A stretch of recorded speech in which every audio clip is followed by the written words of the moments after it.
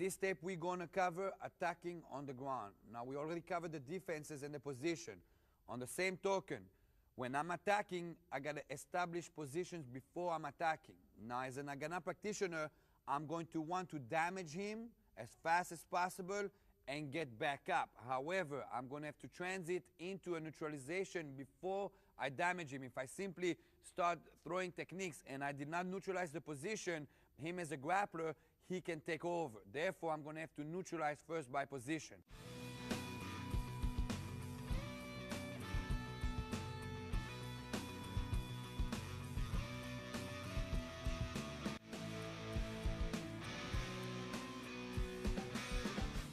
The first techniques will work out of the side. I ended up on the side. So if I simply now try to get up and he shoots for my legs, either grapevines with the legs or either with his hands, then he's going to pull me back up. I'm going to damage him first before I stand back up again. Okay, coming from the side, the first thing I'm going to have to do is neutralize the position.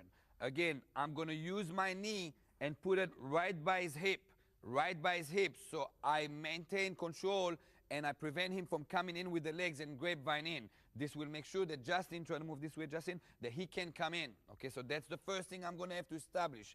Second thing, chest on chest. You're going to put your chest on his chest to smother him and to put all your leverage on him. After you got the chest on chest, you're going to go right here by the neck. Put your hand here. Now, it is important that you always neutralize the bite. A lot of people start fighting on the ground, even not intending to bite because they're panicking or because the nature of the position, they're going to start biting you. So when I come here, I'm going to put the hand nice and tight, nice and tight. If I have it loose, all Justin has to do, he can bite me right here. See, as an Haganah practitioner, Justin went to bite where there's a shirt. Or maybe the guy on the street is going to bite you right here by the arm, and then he takes a chunk out of you. So in other words, I'm going to make sure that my hand is nice and tight. Try to bite now, Justin. No, Justin cannot bite. As soon as I got that secured, I'm going to bring his whole head to my other knee. In other words, I'm right here, and I contain him nice and tight. From here, I'm going to have to control this hand by simply hugging it, or maybe it'll end up on this side and hugging here.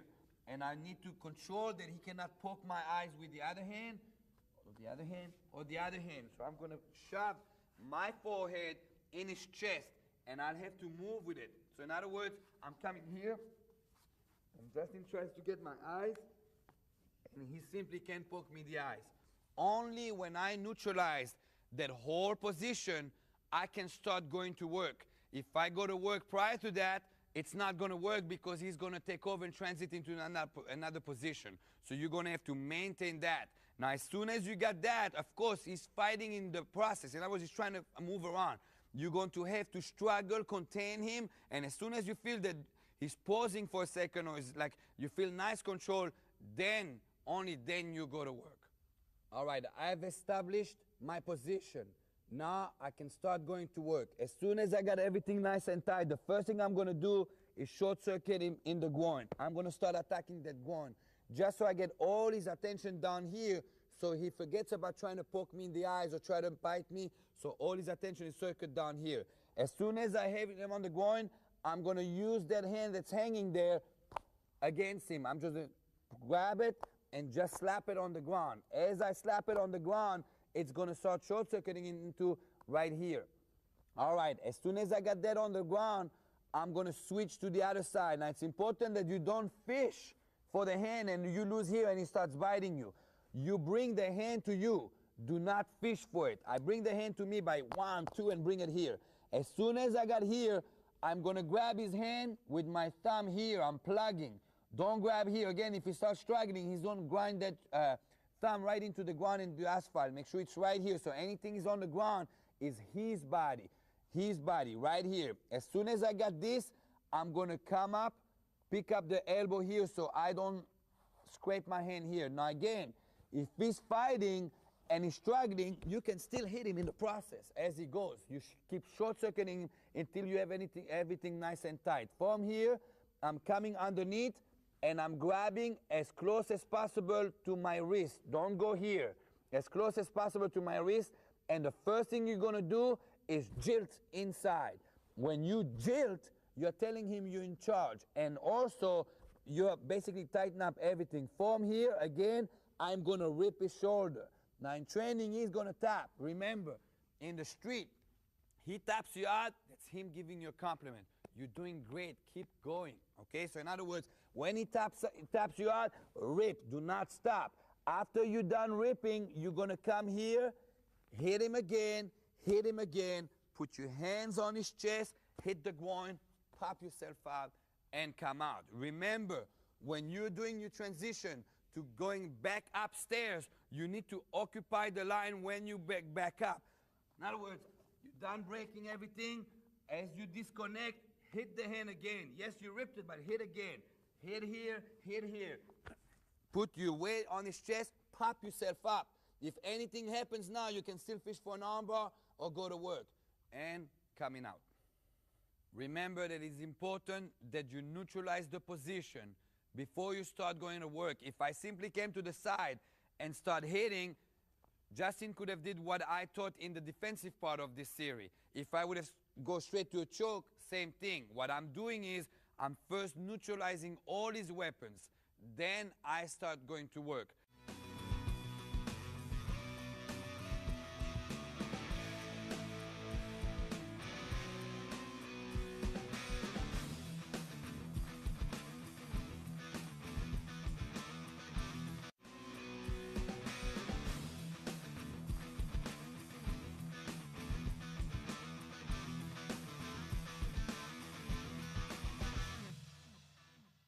I established the mount position. Now again, my objective is to damage as fast as possible and get back upstairs so I can deal with multiple attacker and so I don't get into the liabilities of the ground, of him deploying a weapon. I want to do my job and get out. Okay, the first thing I'm going to hit is the middle.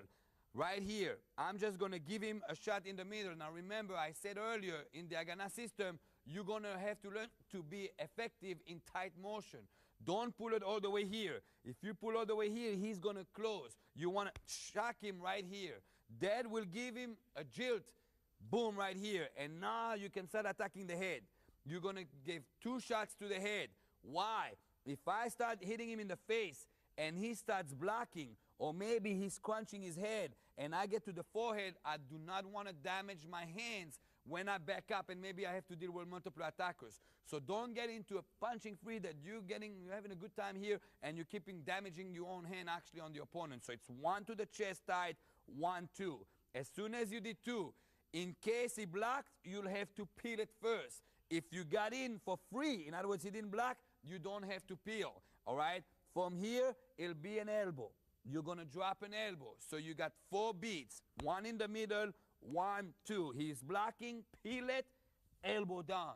As soon as you're done with the elbow, I'm going to grab his head. 1, 2, 3. After you hit him 3 times, you will have 2 options. You'll have the options to get back up, or you'll have the options to terminate him. If you back up from this position, you want to back up sideways again. We always want to back up sideways. I want to avoid going straight back out or going straight over there, because then he can either entangle me with his hands or his legs. I always want to go to the side, okay? After I banged him on the head, I'm going to put my hands on his chest and I'm going to pop myself up, okay? That will give me the option, if he still has any fight in him, that if he reach out with a hand, I can go and take an armbar, or I can transit to something else. If he didn't, in other words, if he's completely out, that's fine, but I took my precaution. 1 here, pop out. As I come out, always kick. I don't care if he's completely out, always kick and come out.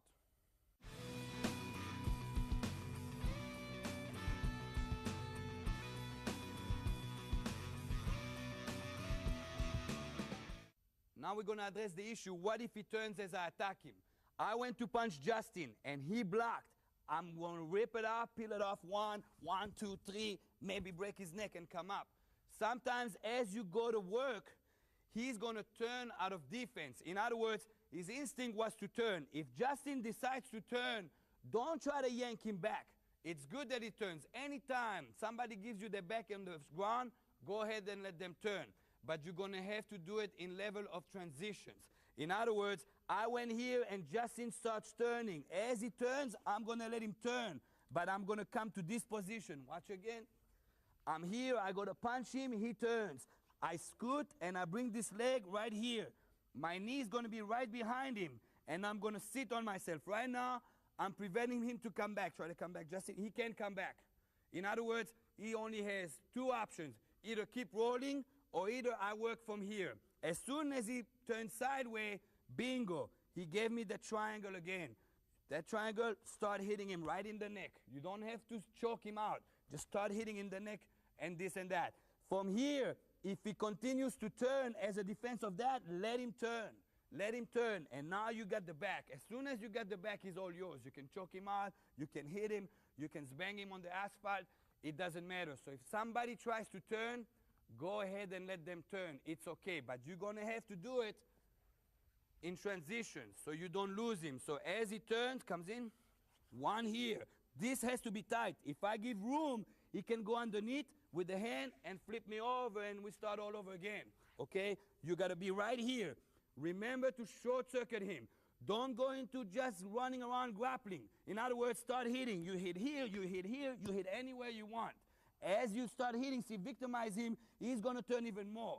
And then he'll give you your back. So remember, don't go into just grappling around. Use your weapons. Your weapons are there. Start hitting with your weapons.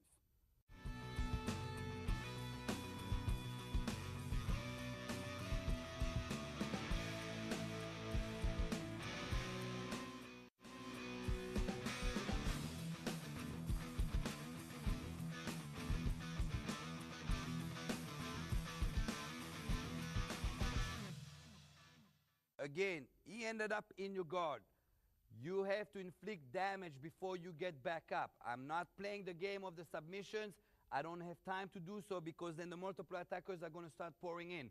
I need to inflict damage. If he stays upstairs at a 90 degree and puts his hand here to prevent you to come up, he's probably experienced and he knows what he's doing. You're going to have to attack the knees again. Come here, use your knuckles and bring him in. Also, bring him in with your legs. In other words, that's going to bring me in. Anytime you bring him in with your legs, you're going to shield yourself with the elbow. So he eats that elbow and come in. That will expose also the neck. Start attacking that neck. Just hit the neck. Okay, as soon as he's in, you're going to bring him in. And you're going to start attacking with your knuckles. Right there as your knuckles. Now you'll have the fingers. As soon as he gives you fingers, I want you to squeeze. Squeeze. You give him instant arthritis. Squeeze. And from here, I'm going to pull right there. As I pull right there, what I'm going to do is I'm going to use the leverage to open up. And from here, I can dig my leg right here. Therefore, I can start working. Now he's going to expose his head. From here, I get in and I can wrench him. Why? Because even if he gets terminated on me, I can pull out easy. Okay, from here, I got a termination or take him out to this side. Again. Okay, so one thing overlaps the other. I'm here, bring him in, he's in. Start hitting, get the fingers. I get the fingers, I bring them together. Pull out. Right now, I'm short-circuiting right here. From here again, ear, head, terminate him, or you'll end up again here. 1, 2, rip it out, open, 1, 2, 3, pump up, and come out. So some of the techniques will interact with the other as you start working. When you get to the guard, come in. Naturally, when you dump him, you're going to want to ride the ride and end up on the top as far as mounting position. So again, he came in, bring him into your elbow, hit him, bring him in, and start hitting. So he gives you the fingers. If you only simply bring him in, he's comfortable there. He's going to start working his submission in his position. If you start hitting, you victimize him, and he's going to start giving you those fingers. Squeeze in, 1. Right now, you're going to open that guard and put your foot right here. I'm going right here. That gives me the ear. Come in and schlag him out.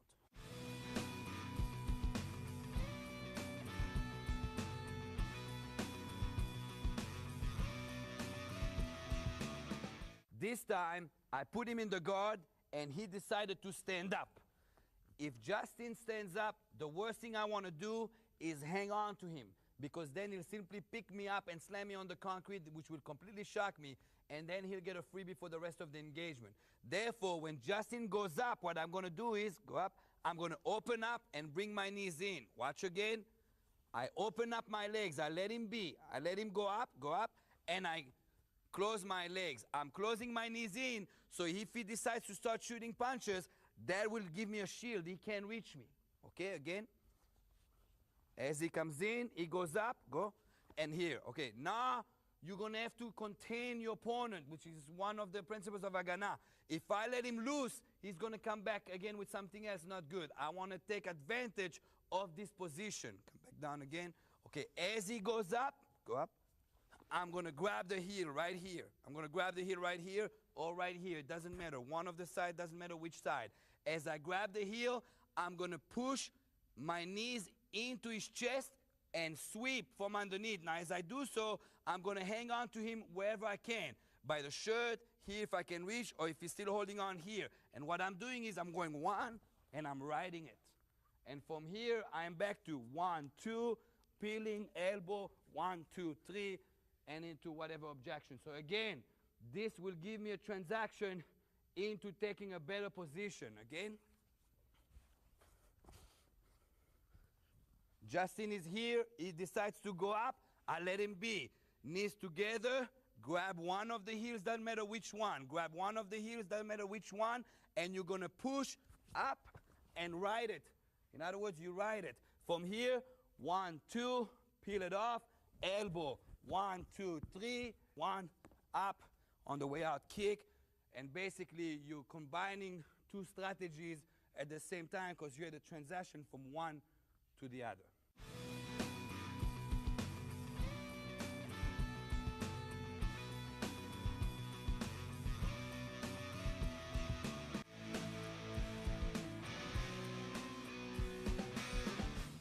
This time I'm going to end up in Justin's guard. Okay, for obvious reasons, I'm going to avoid getting pulled back in.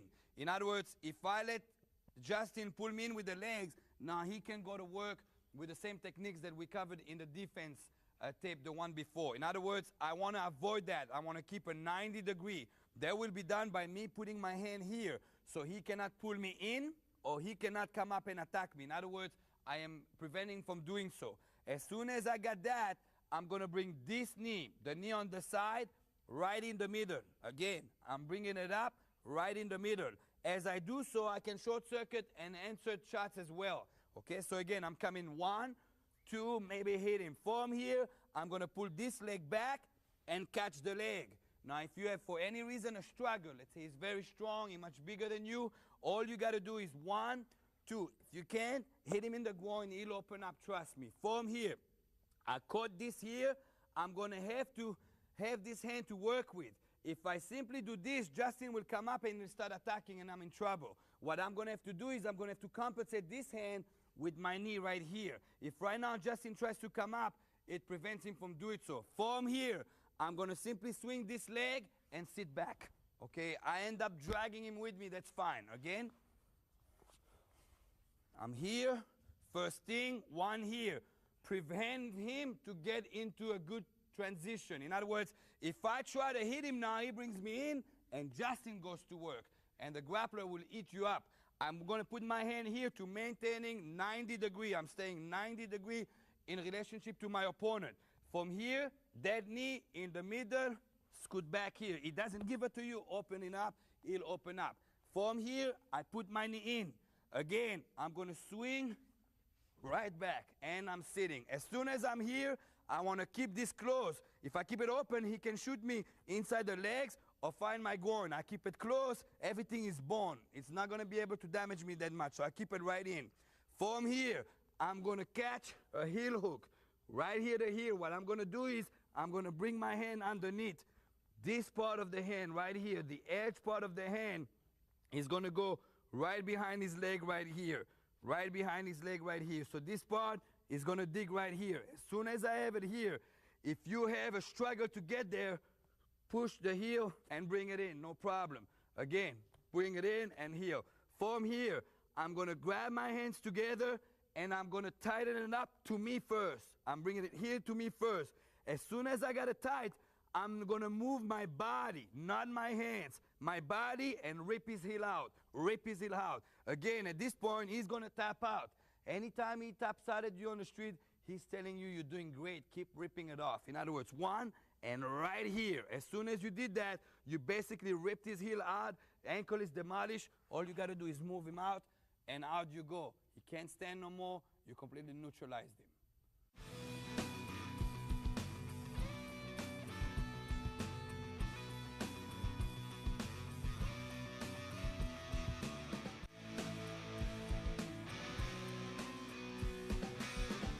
Okay, I got Justin into a side. This will happen a lot after a throw or you ended up in this position. Okay, the first thing I got to do is tighten up the position. And I got to watch out for that hand coming here and start poking me in the eye or maybe grabbing my ear and start going to work. So what I'm going to have to do is I'm going to have to dig my face into his face so I short-circuit him. So he starts thinking like a victim. So I'm coming here. This hand here, what I'm going to do is I'm going to squeeze everything and I'm going to go starting clockwise and tighten up everything. So I also stay away from his legs. So again, I'm here, tighten up everything and come in. In the process, I'm going to start shooting. So I start short-circuiting him. 1, 2, 3, as I move. Okay, don't only get stuck into choking him. Start working. Now, as you start working, either Justin is going to bring his hand here and I can grab it here, or either his hand is going to be here and he's going to try to push me off into what we worked on the prior tape with the defense. So I'm going to either have to work from here or either work from here. I'm starting to work from here. In other words, I'm shooting here and his hand comes in reach of me grabbing right here. Again, I'm one here, and right now I can grab that hand. As soon as I have this hand, I only have one hand to worry about. I'm going to keep short-circuiting him here until I can rip right here. Okay, what I'm doing is one, and I'm coming back right here. Again, as soon as he taps out, that's him telling me I'm doing great. Rip it. As soon as I got it ripped, one, out. Again, push on the chest, out we go, kick, and out I go. Again, I'm here. I'm starting to hit. It protects. I can grab it here. From here, underneath here, rip it. Rip it. As I rip it, he's going to tap out. Ignore it. One here. From here, continue. Turn yourself. Out I go, kick, and out I go. That's in case he gives you that hand. In other words, that hand went here from the shooting. Sometimes he's going to have it here, and he's going to fight you back, and you're going to have to work from here because right now he's more defensive about it, and he's a little bit more educated about it. Obviously, you're dealing with somebody that has more experience on the ground right now, and what Justin is going to try to establish is to push me off and bring that leg over like we worked on the defense. I'm going to have to prevent that. As soon as I see that he's not protecting his face here and he's trying to establish a better position here, I am going to know that he's more educated and he's going to go for that counter. All right? I'm going to have to shortcut that. Now, I can't hit here because he's got my hand. What I'm going to do is I'm going to bump up this and I'm going to headbutt him right with the side of my head in his face. I'm not using forehead against forehead. Side of my head, and I'm bringing the head to me and shoving it down. In other words, I'm doubling the impact of the headbutt. You might have to do that a couple times. As soon as you do so, his whole face is going to start tearing and you short-circuited his whole way of thinking. Right now, you're going to be able to push this off. Again, I'm going to be able to push this off and I'm going to extend the hand. From here, this leg is going to hook. This leg is going to hook. If you're not that flexible, you're going to have to work on it or just use it with the other hand to help you out. Again, I'm here. He fights it, fight it. I'm headbutting. 1, 2, extend it. Leg goes over. You got a problem with that? Bring it with your hand. From here, other leg is going to wrap around and create a triangle. All right? Now I get a freebie. The only thing I have to worry about him poking me in the eye here, but my hand is free. I can work here. I can break his fingers. I can hit him here. I am completely free to do whatever I want. From here, after I shoot him a few more times, what I'm going to do is I'm going to roll up my chest area into here. Okay? In reality, right now he's tapping out. In reality, he's telling me, you are doing great, keep going. In other words, remember, he taps out, that's for sport, you stop. In the street, he taps out, he's telling you, yes, keep going. What I'm doing here, I'll free his hand. What I'm doing here basically is I'm pushing my pelvis through and ripping his whole elbow out, completely incapacitate him. Again, I'm here. He fights, he struggles. I never got a chance to bring it here. I'm going to headbutt him 1, 2 times. Extend this in, hook it. Other leg hooks in. This is important. From here, I still give him a couple more shots to get him all his attention up here, and I'm going to simply rip here. As soon as I got rip here, I'm going to rotate myself, hands on the chest again, pop up, kick my way out, and out I went.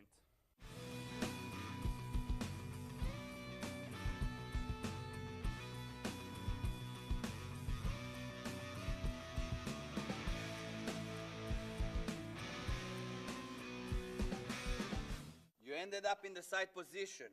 This time his hand is going to be right here.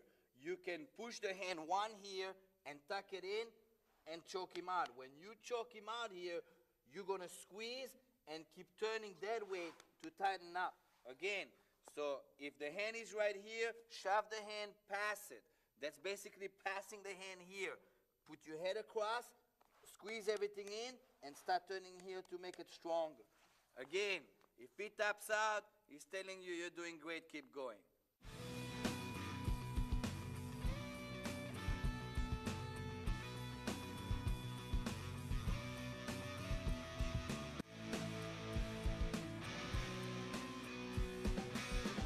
The next few segments are going to cover agility drills for you to build skills to be able to fight on the ground.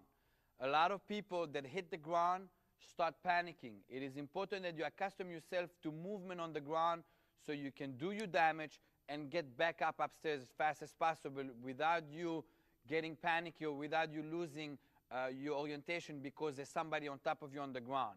Those are drills to build up your agility. The more you do them, the stronger you'll get, the more maneuvers you'll get on the ground, and it's only going to pick up your skills. The first drill will work like so. I'm going to keep my elbows in. My elbows are staying in. I'm going to ball myself backward and pick up upstairs and coming downstairs. Now, if you pay attention, I ball in, up I spring, ball back down, and down I go again. When I'm straight up, I'm going to try to freeze it and coming back down. Again, freeze it and coming back down. My elbows are staying in the whole time, so I don't get used to push my hand out and it's going to catch me in arm bars. Keep it in, straight out. You can do that for about 10 repetitions, straight up and coming back. What basically you're doing, you're trying to point your tip of your toes to the ceiling and extend it as much as possible and coming down. Then you'll have the variation of doing this with a twist to the right, coming up, twist to the right, coming down, coming up, twist to the right, coming down, and finally the same drill, coming up to the left and coming down, coming up to the left and coming down. If you're getting real good at this and you want to have more variety of it, you can go up, twist, drop with a triangle, same thing, up, twist, drop with a triangle. In other words, you're starting to play with the agility so you can be upside down. Sometimes, guys, you drop you on the floor, yank you up, and all of a sudden you find yourself upside down. If you panic and you have to turn yourself back up to continue the fight, you don't have a transition that you can fight from the bottom. So those are agility drills to make you more agile and make you familiar with an awkward position. That's the first drill.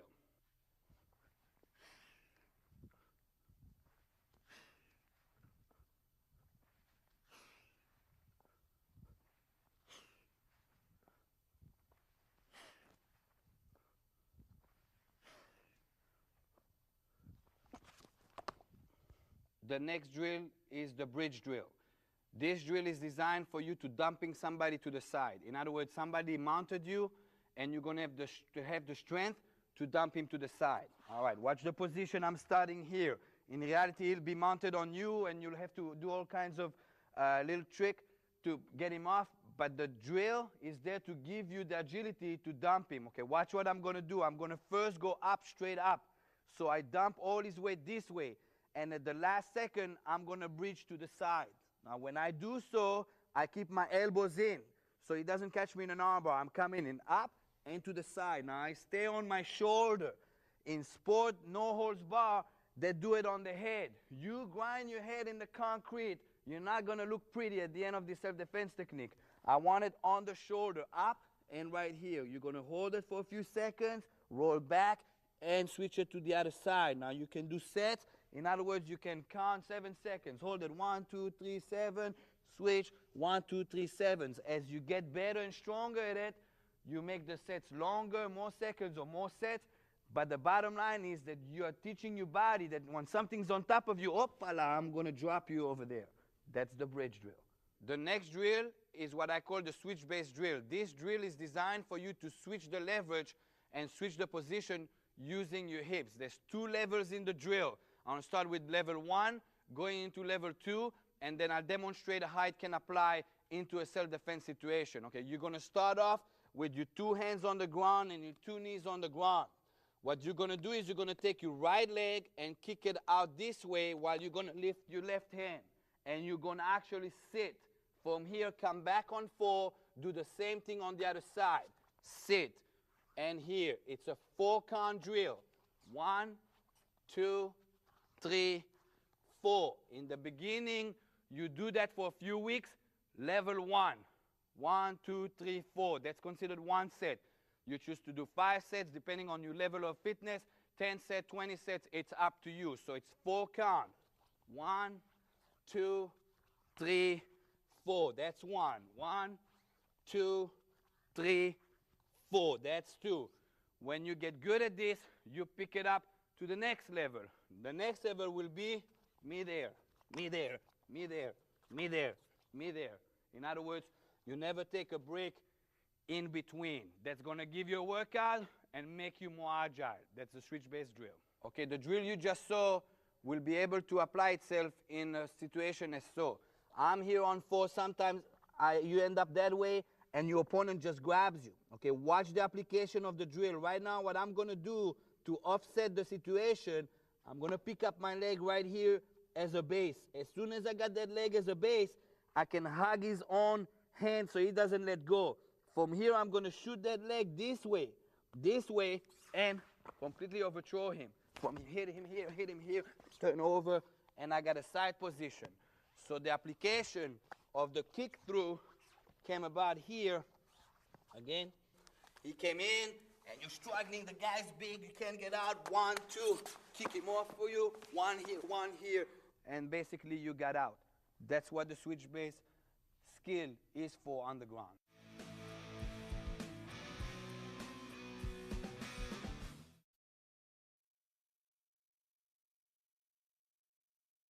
As you just saw, I got thrown. If somebody throws you and you don't know how to fall, they will basically take over the engagement. You need to be comfortable with the fact that sometimes in the street, you're going to be thrown. If you fall the wrong way or you fear going with it, you might be damaged on the landing. If you get damaged on the landing, that fight is over. They will be programmed in stages to teach you how to properly fall. In martial arts, in combative training, still there are a lot of people who are fearing being thrown. They are fearing being thrown because they don't know how to fall yet.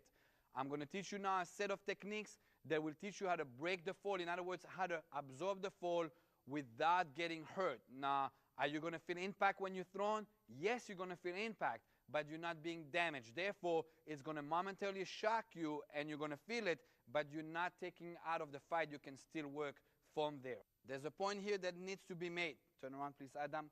What happens to your body when you fall properly is that the impact is done sideways.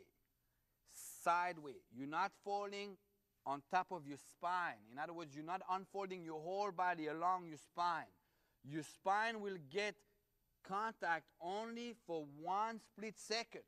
Okay, and the way you fall is that the spine getting hit is going to be right at the center, and your muscle system will actually give you some of the cushioning within that. If you fall straight in onto your spine, any little rock on the street, any little object will damage you. It is important that when you fall, you feel a whoosh or you feel an impact going down this way.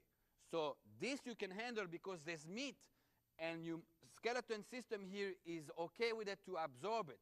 Your spine does not absorb the shock. It is important that you understand that.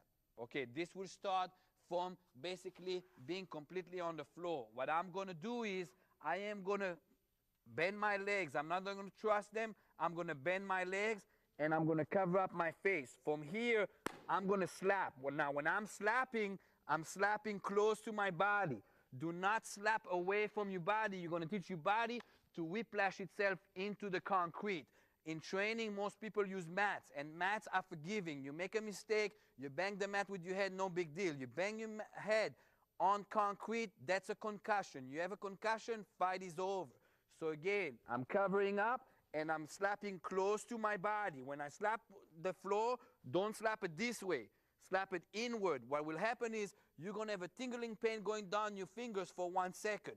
No big deal. You can repeat that about 10 times each side, then both sides at the same time. Both sides at the same time. That will be the first stage. You should do this in your training on a regular basis, 10 repetitions each side at the first level for a few weeks. After you get familiar and you feel comfortable here, you bring it up to what we call sitting position. Now I'm sitting up and I'm going to do the same thing. What I'm going to do is I'm going to pick up my legs and swing them sideways and slapping to the side of my body. So I'm slapping to the side of my body. If you pay attention, my head never touches the mat. Even when I'm thrown from up above, I make sure this programs me that my head won't get banged on the mat. Again, you're doing on this side, and backward. If you pay attention, I tuck my chin in and I don't let my head touch the mat. That's the second level. You do that for a few more weeks. Then finally, you go up to what I call the turtle position. You're right here. What you're going to do is you're going to kick the right leg up front and let yourself collapse and slap the mat. Again, if you pay attention, I'm here and not here. If I slap here, I'm going to whiplash into the concrete. I'm right here. My head never touched the mat. My other hand protects my face. The same thing will repeat itself on the other side. I can kick my left leg and then collapse here. Head doesn't touch the mat, slapping here instead of over there.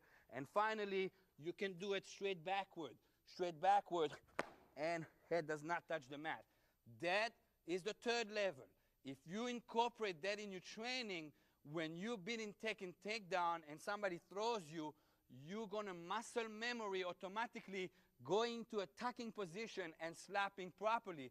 So when somebody throws you from upstairs, you'll be able to do it from upstairs, going with the right proper programming with the leg and with the feet and with the hand, so your head does not touch the mat. The problem with the head hitting the mat is that in the street, you got a concussion. You got a concussion in the street, game is over. Okay, now we're going to deal with falling forward. Falling forward will have two stages, actual falling and rolling forward. Okay, this brings us again by stages. You're going to start the training from a kneeling position. What you're going to do is you're going to end up throwing yourself forward. Now, it is very important here that you don't reach out with your hand like a push-up, because originally you're falling from upstairs, and if you do so, your forearms will break out this way, and it's important you don't so. If it's military-wise and you got equipment on you, you're not only taking the fall of your weight, you're taking the weight of all the equipment as well. It's definitely going to damage you. So what we do is we absorb it on the inside of the forearms, the inside of the forearms. Now, what will be done is that I'm going to actually turn into my fall, and the more point of impact I have to fall on, the more it can control and support my weight. If I go this way, all my weight is going to be on too small portion of my body, and that's why something's going to give. Either your wrist is going to break or either your forearms are going to get completely dislocated. So I'm going this way. What I'm going to do is I'm coming in, and at the end, I'm turning it. Do not fall this way, because then the impact will be on the elbow and you're going to have like an electricity shock. I'm turning it at the last moment, kind of like absorbing myself into the mat. So I'm here, I'm protecting my face, falling forward, and the last moment, I'm falling here. Now, it's important when you're falling to either turn this way or either this way. Don't fall straight up, because if the weight collapses, you're going to break your nose on the floor. So I'm going to choose either way where to turn. I'm coming here, turn here. From here, I'm okay. When you can do this good From this position, you bring it up here. Now, a lot of students are afraid to do that because of confidence-wise. But if you do level 1 for a long period of time, you can go slow and at the end do this, okay? Because what happens is you trust that you're okay with the turn. It's a timing drill of turning. Remember to turn your head this way or this way so you're not straight on. You only need to tilt it a little bit, so if you end up falling, it will just go on the side. You don't have to completely turn your head, just a little tilt, and if it happens, yes, it will be absorbed. That's falling if you're forced to fall. Okay, now that brings us to 3 different techniques. There is the roll, break, fall. In other words, I'm using it to break my fall. In other words, somebody maybe shoved me from behind, and I feel I'm losing control, and I'm got to roll, and I want to stop myself from rolling. That's the first level. Then you got rolling and getting into what we call a military kneeing that you can actually deploy and shoot. And finally, there is rolling above an obstacle, and I'll show you in a second. Okay, so the first one will be done. You're starting off from the ground, and you're starting from this position. That's the first level. What you're going to do is you're going to put your hands on the floor this way, like fingers to finger, and you're going to point with your elbow where you're going to roll. You're going to propel yourself from the rear leg. In other words, you're going to push yourself from the rear leg. As you do so, you're going to roll and break the fall. Again, I'm doing a different angle. I'm here. Again, fingers are here. I point where I'm going to roll. I tuck my head in. I'm going to propel myself from the rear, and I'm pushing. As I'm pushing, if you pay attention, my body connects with the floor, again, diagonal across my back, so I don't go flat on my back. As I'm here, I roll, and I break the fall right here.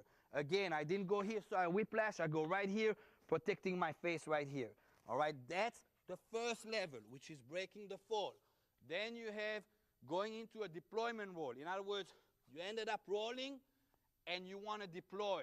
I'm coming here, from here, and I'm back right here. From here, I can deploy a gun, can deploy assault rifle, or can simply get up. So again, I can do it right here. From here, I got pushed, I'm losing my balance, I roll, but I want to deploy. In other words, a weapon. From here, I'll come here, and I'm back here into deployment. Finally, you got what I call the obstacle roll. Okay, somebody shoved you from back, and they really shoved you, and you are going to roll.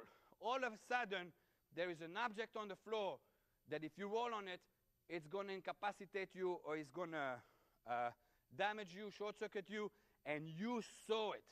Now, you have to have the ability to propel yourself above that object as you roll. Now, this is going to take a lot of training, and you're going to have to develop that. In other words, if I put my knife as an object here, and I got pushed, and I went into a roll, and this was an object that will basically incapacitate me. In the army, it's basically a mine.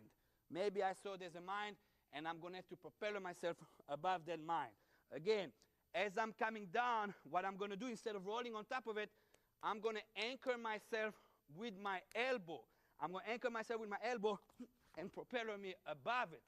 And from there, I completely avoided it. In other words, instead of me coming here and go, oh, whoa, and boom, I'm done, I'm going to have the ability to put my elbow on and go and come above and never touch it. That requires more skill. You're going to have to train more, but that's the level of falling forward, rolling, break the fall, and also deploy a weapon from rolling into a kneeing and going above it.